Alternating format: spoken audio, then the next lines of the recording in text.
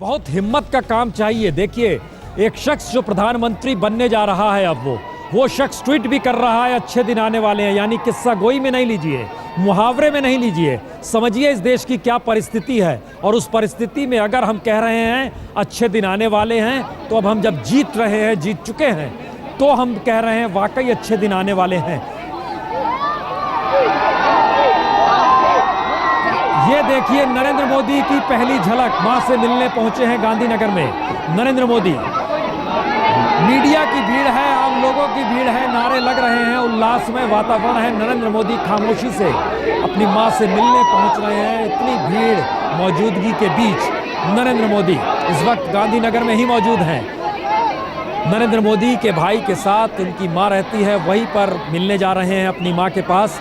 और बीते दिनों सिर्फ और सिर्फ नरेंद्र मोदी की मां का ही वो चेहरा सामने आता रहा जब जब गुजरात में चुनाव में जीत मिलती थी। लेकिन ये एक ऐसा क्षण है जिसमें मां अपने बेटे को अब आशीर्वाद देने जा रही है। हमें याद आता है अटल बिहारी वाजपेयी का दौर भी, वो ममता बनर्जी की मां से मिलने गए थे। लेकिन यहाँ पर नरेंद्र मोदी, ये देखिए नरेंद्र मोदी अपनी मां से मिलने पहुंचे हैं। जी, ये प्रधानमंत्री भारत के इतिहास में, वैदिक जी बार बार जिक्र कर रहे हैं और हम बार बार दोहरा रहे हैं, भारत के इतिहास में पहली बार प्रधानमंत्री पद पर जब बैठेंगे नरेंद्र मोदी तो उनकी मां जीवित है। भारतीय राजनीति में ये देखिए, अद्भुत क्षण है, ये बेहद संवेदनशील स्थिति है। ये मां से प्यार, मां से दुलार चाहने की इच्छा, और नरेंद्र मोदी, ये देखिए मां का प्यार।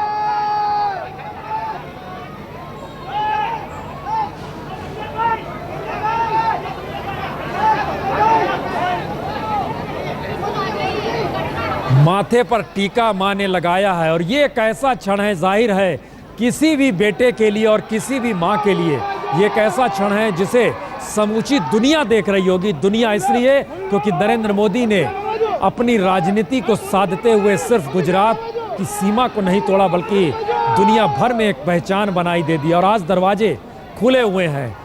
मीडिया की मौजूदगी समूचे दुनिया में दिखा रही है कि देखिए नरेंद्र मोदी मां के पास पहुंचे हैं। और भारतीय सामाजिक परंपरा रही है कि यहाँ पर परिवार बहुत महत्वपूर्ण होता है। ये एक अलग बात है। नरेंद्र मोदी का बचपन में विवाह हो गया और उसके बाद नरेंद्र मोदी घर से निकल गए। वो पारिवारिक परिस्थितियों में नहीं फंसे और उसके बाद भटकते रहे, लोगों को मत्ते रहे, समझते रहे, संघ से जुड़े, सामाजिक और सांस्कृतिक तौर पर पहले काम किया, फिर समझा बूझा, फिर उसके बाद उन्होंने बीए की डिग्री भी हासिल की। और उनके गुरु जिन्हें वकील कहा जाता है, उनकी एक पहला मौका था जब 2001 में जब अपने गुरु की बायोग्राफी का विमोचन करने के लिए वो प्रधानमंत्री निवास पहुंचे थे।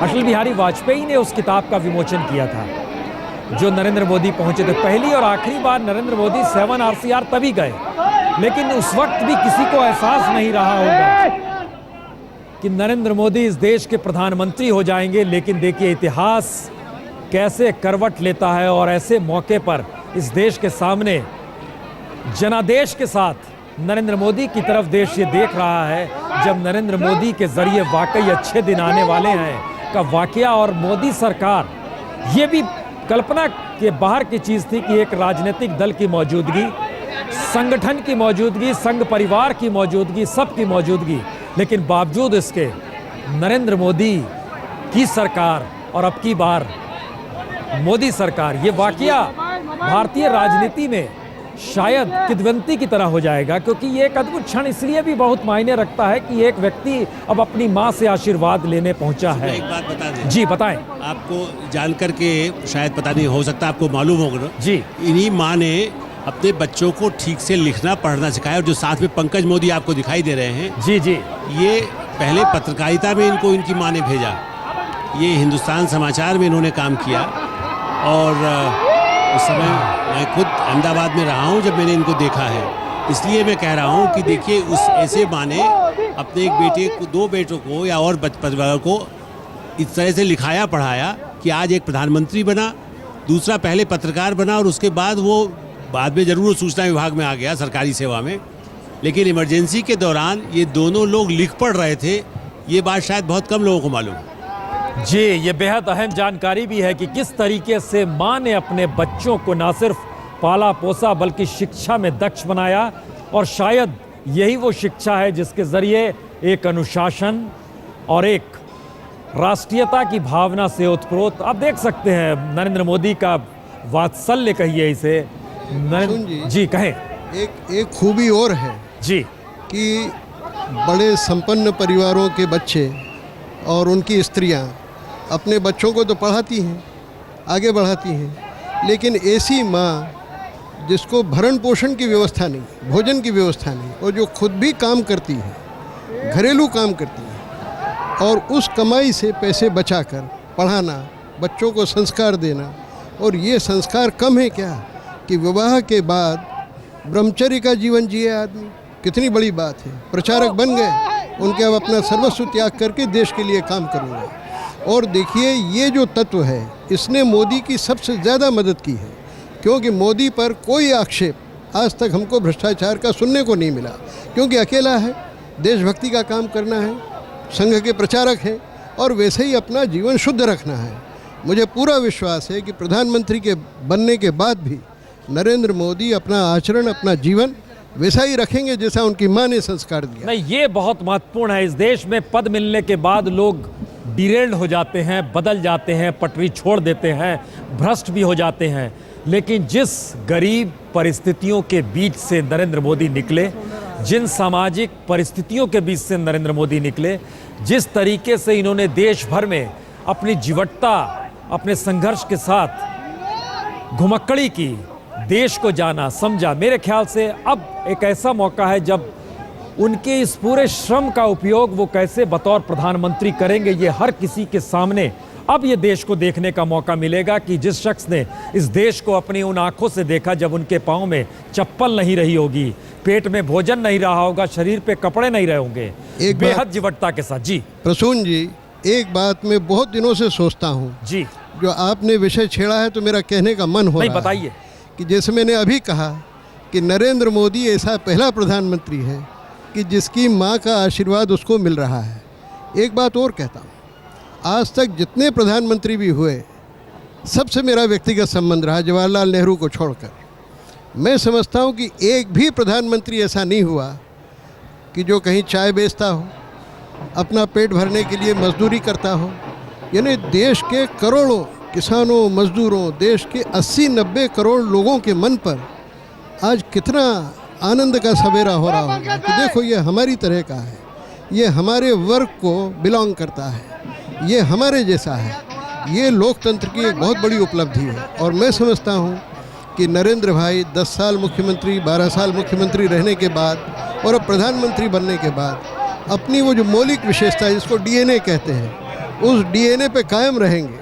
और मुझे लगता है कि वो देश के गरीबों के लिए, मज़दूरों के लिए बिना जात, बिना मज़हब का ख्याल किए हुए वो बराबर सेवा का काम करते रहेंगे। और मुझे इस बात की बड़ी खुशी है कि पिछले 6 महीने में नरेंद्र मोदी ने कोई मजहबी बातें नहीं की, कोई सांप्रदायिक बात नहीं की, कोई जातिवाद नहीं फैलाया। जहाँ 1-2 बार जिक्र हुआ उनको नीच वीच कहा गया, उनकी राजनीति को नीच राजनीति कहा गया, उन्होंने भी कह दिया। वो एक चुनावी माहौल में है, लेकिन जातिवाद के आधार पर मोदी को वोट नहीं मिला है। नरेंद्र मोदी लगता है विदाई ले रहे हैं, लेकिन वाकई इस देश में 80% लोग जो कि हाशिए पर रहते हैं, जिन्हें वाकई 2 जून की रोटी जिंदगी के लिए सबसे संघर्ष के साथ जुटानी पड़ती है, नरेंद्र मोदी ने अपने जीवन को उसी चौखट पर जिया है अगर, तो शायद आज इस देश में पहली बार एक ऐसा प्रधानमंत्री बनने जा रहा है जो उस मर्म को समझता होगा। और इस देश में जहां पर 60 से 70% संसाधन सिर्फ इस देश के 10% लोगों के लिए उपयोग में ले जाया जाता हो, क्या नरेंद्र मोदी उस लकीर को मिटा पाएंगे? ये एक बड़ा सवाल है, क्योंकि बार बार हमेशा ये बात होती है कि सिस्टम से आप कैसे लड़ेंगे, लेकिन नरेंद्र मोदी हर संघर्ष में अपने मिशन को साधते आए हैं, और जिस मिशन के साथ वो निकले हैं उसमें अब माँ का आशीर्वाद, माँ ने टीका लगाया, नरेंद्र मोदी ने चरण छुए, नरेंद्र मोदी को आशीर्वाद मिला। और जैसा वैदिक जी ने बताया, ये वाकई बेहद अहम है।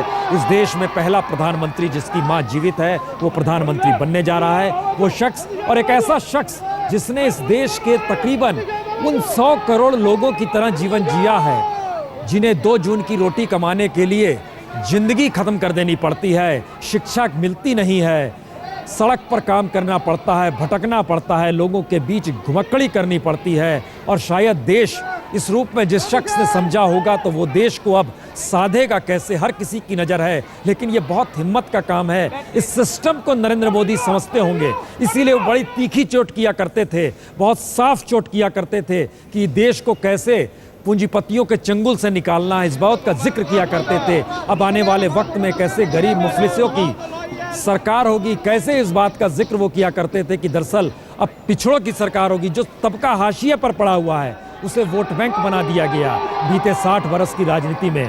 क्या नरेंद्र मोदी उसे साथ पाएंगे? और ये सारा भरोसा अब इसलिए है क्योंकि 272 से ज़्यादा सीट और कमल तो इन्हें ही मिल गए हैं, और ये कमल 272 से ज़्यादा है, बाकी का हिस्सा एनडीए का हिस्सा होगा। इसका मतलब बहुत साफ है कि नरेंद्र मोदी जो ताकत चाहते थे वो ताकत नरेंद्र मोदी को जनता ने दिया है, और जनता बहुत उपेक्षा भी करेगी, और जिम्मेदारी का भाव नरेंद्र मोदी के कंधे पर भी है। और शायद अब वो परिस्थितियां टकराएंगी जो 7 RCR और इस देश के भीतर सिस्टम को लेकर टकराती रही है कि क्या किस रूप में चीज़ें इम्प्लीमेंट होंगी। और एक ऐसे मौके पर आके ये देश इस वक्त खड़ा हुआ है जिसमें नरेंद्र मोदी गुजरात से आगे निकलकर इस देश में उस पद पर जाकर बैठ रहे हैं जिसमें दुनिया के तमाम राष्ट्राध्यक्षों को समझना होगा कि उन्होंने वीज़ा नहीं क्यों दिया। अमेरिका को समझ में आ रहा होगा, चीन को समझ में आ रहा होगा, पाकिस्तान भी समझ रहा होगा, समूचे अरब वर्ल्ड में बेचैनी थी। खबरें जो छप रही थी बीते 1 हफ्ते से कि जिस तरीके से एग्जिट पोल जब दिखाया गया कि नरेंद्र मोदी इस तरीके से चुनाव जीत सकते हैं, तो उसके बाद समूचे अरब वर्ल्ड में खामोशी थी। पाकिस्तान की प्रतिक्रिया बड़ी तीखी थी, वो देख रहा था, समझ रहा था, लेकिन बड़ी तीखे तरीके से प्रतिक्रिया दे रहा था। चीन को इन्होंने बहुत साफ तौर पे निशाने पर ये कहते हुए लिया, हम उससे आगे क्यों नहीं बढ़ सकते हैं उत्पादन के क्षेत्र में। इस देश में अचानक सर्विस सेक्टर बड़ा हो गया, उत्पादन घटते चला गया, एग्रीकल्चर खत्म कर दिया गया, कृषि की जमीन बिल्डर्स के हाथ में और तमाम प्रोजेक्ट में दे दी गई। क्या मोदी उससे बचा पाएंगे, इन चीज़ों को निकाल पाएंगे? ये बहुत सारी इसलिए परिस्थितियां नरेंद्र मोदी के साथ जुड़ती है क्योंकि नरेंद्र मोदी का पूरा शिक्षण दीक्षण का काल जो है वो संघ परिवार के साथ हुआ है, और आरएसएस सामाजिक शुद्धिकरण के साथ सामाजिक सांस्कृतिक तौर पर भी इस देश को समझता है। वैदिक जी, आप तमाम चीज़ों का जिक्र कर रहे थे, हम एक जिक्र आपसे जानना चाहेंगे। भारत का समाज बीते 60 वर्ष में बेहद लोभी हो गया है, उसे मौका मिलते ही वो तमाम मुनाफा बटोरना चाहता है। नरेंद्र मोदी बिल्कुल निश्चल हैं, नरेंद्र मोदी आप कह सकते हैं खाली हाथ हैं, वो उस कुर्सी पर बैठने जा रहे हैं। वो इस पूरे प्रोसेस को कैसे मथेंगे, वो कौन से तरीके होंगे? देखिए, मैं आपसे एक बात कहता हूँ, भारत के बारे में एक भ्रांति सैकड़ों वर्षों से चली आ रही है कि भारत आध्यात्मिक देश है, भारत इहलोक की बात नहीं करता है, भारत परलोक की बात करता है। लेकिन आप भारत के सारे शास्त्रों का अवगाहन करें तो बात सिद्ध हो जाती है कि इहलोक और परलोक दोनों की जहाँ सिद्धि होती है वो धर्म है। तो राजधर्म ये कहता है कि देश के लोगों की समृद्धि बढ़ाई जाए, शक्ति बढ़ाई जाए, समता बढ़ाई जाए, उसके लिए मोदी को काम करना ही चाहिए। लेकिन मैं आपकी बात से सहमत हूँ कि पूरे देश में एक उपभोक्तावाद की ज़बरदस्त लहर आई हुई है। सारे सिद्धांत, सारी जीवन पद्धति, सारी नैतिकता, सब कुछ आजकल नौजवानों ने और हम लोगों ने भी, जिनकी उम्र हो रही है, सब ने परित्याग कर दिया है। ऐसी स्थिति में आप समझें कि कोई प्रधानमंत्री कुछ कर लेगा? 100 प्रधानमंत्री नहीं कर सकते इसका सुधार। इसका सुधार वो लोग करेंगे जो अपने जीवन से उदाहरण उपस्थित करते हैं। नरेंद्र मोदी में एक खूबी है कि वो चाहे तो अपने जीवन से थोड़ा बहुत उदाहरण उपस्थित कर सकते हैं। ये काम साधुओं का, महात्माओं का, विद्वानों का, समाज सुधारकों का है कि समाज में से बुराइयों को हटाएं। प्रधानमंत्री और सरकार तो मामूली काम करते हैं, ऊपर ऊपर के दिखाऊ काम करते हैं, बुनियादी काम तो समाज सुधारकों का है। इसीलिए आप देखें कि संघ राजनीति में नहीं आता है। आप जो बात मोदी के लिए कहते हैं वो मोहन भागवत के लिए नहीं कहते, वो सुदर्शन जी के लिए नहीं कहते, वो गुरु गोलवलकर के लिए नहीं कहते। वो भी राजनीति में आ सकते थे लेकिन चुनाव लड़ा नहीं, कोई राजनीतिक पद लिया नहीं, क्योंकि पीछे रहकर त्याग करके हम सुधार करेंगे। और हम समझते हैं कि हमारे देश में और दुनिया के और देशों में भी जो परिवर्तन की प्रक्रिया है जी। वो राजनीति से कहीं अधिक गहरी है। चलिए हम जरा गांधीनगर ही जुड़ रहे हैं। अमिताभ सिन्हा हमारे साथ जुड़ चुके हैं। अमिताभ, जो माहौल दिखाई दे रहा है वो तो अद्भुत है, लेकिन आप उस जगह पे मौजूद हैं जहां पर से सही मायने में अभी पूरी दुनिया देख रही होगी, गांधीनगर। जरा दिखाइए, बताइए हमें क्या स्थिति है नरेंद्र मोदी का मां से मिलना, भाव विहल होना, आशीर्वाद लेना। अमिताभ, देखिए, दो चीजें हैं। एक तो नरेंद्र मोदी दिन भर नतीजों को देखा और जब पुख्ता हो गया कि जब सरकार बनने जा रही है तो वो अपने घर से निकले हैं प्रसून। और सबसे खास बात है वो ऐसे तो उनका पूरा कानून है, उनका घर और उनकी मां के घर में 10 मिनट की दूरी है, लेकिन उनका पूरा काफिला नहीं गया। वो सिर्फ अपनी स्कॉर्पियो जिस कार में वो बैठकर घूमते हैं, सिर्फ एक गाड़ी में बैठकर वो गए हैं। हाँ, माना जाता है और यहाँ के लोग बताते हैं कि जब भी वो माँ के पास जाते हैं ऐसा कोई काफिला नहीं जाता। माँ और उनके भाई ने भी पूरी तैयारी वहाँ कर रखी है। विशेष लड्डू बनाए गए उनके लिए, लगातार दुआएं चल रही थी वहाँ पर। और जहाँ तक मुख्यमंत्री आवास का सवाल है, जब तक मुख्यमंत्री इशारा न करें, न कोई पार्टी का कार्यकर्ता आता है प्रसून इस तरफ, न ही कोई पार्टी का नेता आता है। और जाहिर तौर पर अभी तक कोई नेता सुबह से इधर नहीं आया है।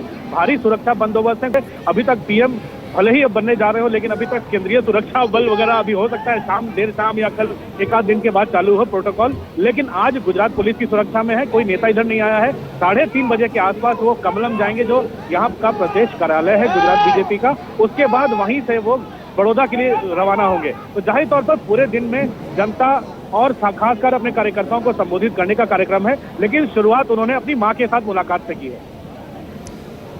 हम लगातार देख रहे हैं कि बड़ी तादाद में अमिताभ लोगों की मौजूदगी सड़क पर है। हम लगातार देख रहे हैं कि जितनी बड़ी स्थिति में लोग सड़क पे जुट सकते हैं, हंगामा है, करंट है उसमें एक तरह का। नरेंद्र मोदी, ये करंट देश भर में है, लेकिन गुजरात के लिए ये खास मौका है। तो इस खास मौके को गुजरात जो है कैसे इसको उत्सव को मना रहा है वहां पर? देखिए, पूरा गुजरात, कम से कम गुजरात के जो नतीजे हैं प्रसून यही बता रहे हैं कि पूरा गुजरात, कम से कम मोरारजी देसाई के पीएम बनने जा रहा हो, जिनका नाम डिक्लेयर कर दिया गया हो कि यही पीएम बनिए, उनके साथ पूरा गुजरात खड़ा दिखा। ये पूरे गुजरात के चुनाव के नतीजे बता रहे हैं प्रसून। यहाँ की जनता भी कम से कम 3 विधानसभा चुनाव में उनके साथ रह चुकी है। नरेंद्र मोदी ने अच्छे सुहाने दिन के सपने दिखाए हैं, तो गुजरात की जनता के साथ साथ पूरे देश की जनता को उन्होंने सपने दिखाए हैं।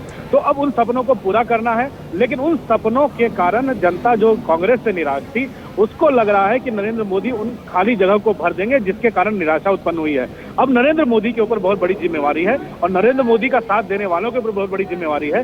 जाहिर तौर पर जनता यहाँ की खुश है, उनके सहयोगी यहाँ पर खुश हैं, उनके सलाहकार खुश हैं, यहाँ के कार्यकर्ता खुश हैं। कम से कम नरेंद्र मोदी दिल्ली जाएंगे तो कम से कम उन्हें लग रहा है जो गुजरात मॉडल जहाँ हुआ है वो भारत मॉडल एक नया उभर के आएगा। अमिताभ, एक सवाल और भी है। नरेंद्र मोदी गांधीनगर से निकलकर दिल्ली आ जाएंगे और गुजरात के लोग खुश भी हैं, और जो आंकड़े भी हम स्क्रीन पर लगातार देख रहे हैं उसमें गुजरात की सभी सीटों पर बीजेपी आगे चल रही है और कुछ सीटों पर तो जीत भी चुकी है। सवाल यह है कि अब गुजरात को साधने के लिए कोई नाम इस बीच में आ रहा है, चल रहा है। उत्तराधिकारी चुनने के सारे अधिकार मोदी को बीजेपी ने भी दे दिए, संघ परिवार ने भी दे दिए। प्रसून, देखिए, 2-3 नाम सामने हैं कि अब उनको आज कल अब जब भी हो अब उनको इस्तीफा देना ही देना है। यहाँ पर कल संसदीय बोर्ड में उस नाम पर अंतिम मुहर लग जाएगी, जिस नाम का नरेंद्र मोदी जिस नाम को आगे करेंगे, पूरा का पूरा संसदीय बोर्ड उस नाम पर अंतिम मुहर लगा देगा। कल संसदीय बोर्ड की बैठक है, कल दिल्ली वो पहुंचेंगे सुबह में, कल दोपहर में संसदीय बोर्ड की बैठक है तो बनारस जाएंगे। उस संसदीय बोर्ड की बैठक में उस नेता के नाम पर औपचारिक मुहर लग जाएगी, इस्तीफे का दौर चालू होगा। लेकिन जो 2-3 नाम प्रसून सामने हैं उसमें एक सबसे बड़ा नाम है आनंदीबेन पटेल का, जो कैबिनेट में नंबर 2 मानी जाती है, विश्वास भी मानी जाती है, विश्वास मंत्री भी मानी जाती है। दूसरा सौरभ पटेल है, एक वजूभाई वाला है जो अभी स्पीकर है, जो काफी पुराने समय से उनके सहयोगी रहे हैं। वजूभाई वाला आपको याद होगा राजकोट 2 की सीट खाली की थी जब नरेंद्र मोदी पहली बार विधानसभा चुनाव लड़े थे। लेकिन अभी तक जो रेस में जो नजर आ रहा है वो आनंदीबेन पटेल कम से कम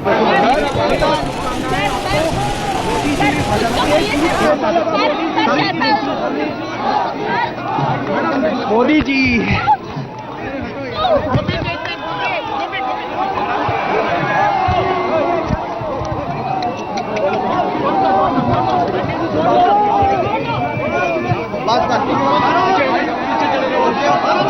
पहली बार देख रहे हैं लगातार बीते 50 दिनों से रैली दर रैली करने वाला शख्स खामोशी के साथ बढ़ रहा है आगे, हाथ जोड़े हुए है और ये शख्स समझ रहा है कि अब इसके कंधे पर कौन सी जिम्मेदारी आ गई है। और ये शख्स को इस बात का एहसास है कि इस देश के सर्वोच्च पद पर जब वो अब बैठेगा तो जिम्मेदारियों का पहाड़ उसी के कंधे पर होगा, क्योंकि इस देश ने वोट जनादेश नरेंद्र मोदी को दिया है। और नरेंद्र मोदी ने भी मांग बहुत सीधी की थी, कमल पे बटन दबाइएगा तो वो वोट सीधा मेरे पास आ जाएगा। और इस तरीके से किसी शख्स ने इससे पहले कहने की हिम्मत नहीं कही होगी। नरेंद्र मोदी गांधीनगर में अपनी मां से मिलने के बाद निकल रहे हैं वहां से वापस। और नरेंद्र मोदी का आज का कार्यक्रम गुजरात में ही है, वडोदरा में ही है, जैसा अमिताभ बता रहे हैं। आज उन्हें दिल्ली नहीं आना है, आज उन्हें बनारस नहीं जाना है। बनारस और दिल्ली कल है, संसदीय बोर्ड कल है, सरकार का खाका कल होगी बातचीत। जो बातचीत होनी है, जिस रूप में होनी है, अब नरेंद्र मोदी के हाथ में सब कुछ है। वो ताकत जनता ने दी है, तो फिर ना पार्टी मायने रखती है ना कुछ और। अपने बूते नरेंद्र मोदी ने 272 का आंकड़ा बीजेपी को पार करा दिया है। ये शायद इस दौर में सबसे बड़ी उपलब्धि बीते 30 बरस के राजनीतिक इतिहास को एकदम नए तरीके से दोहराया गया है। आंकड़ों के लिहाज से आप कह सकते हैं राजीव गांधी आपको याद आ सकते हैं, और इस बीच के सारे प्रधानमंत्री, चाहे वीपी सिंह का दौर याद आए, चाहे चंद्रशेखर सबसे छोटी सरकार हो, चाहे गठबंधन के दौर में आपको देवगौड़ा याद आए या गुजराल, या फिर आपको पीवी नरसिम्हा राव याद आए, या फिर अटल बिहारी वाजपेयी या मनमोहन सिंह, हर किसी को पार करते हुए नरेंद्र मोदी ने खुद अपने तरीके से अपना रास्ता बनाया। गुजरात के बाहर पहले दिल्ली को साधा, दिल्ली में बीजेपी को साधा, बीजेपी के साधने के बाद अब 7 RCR का रास्ता।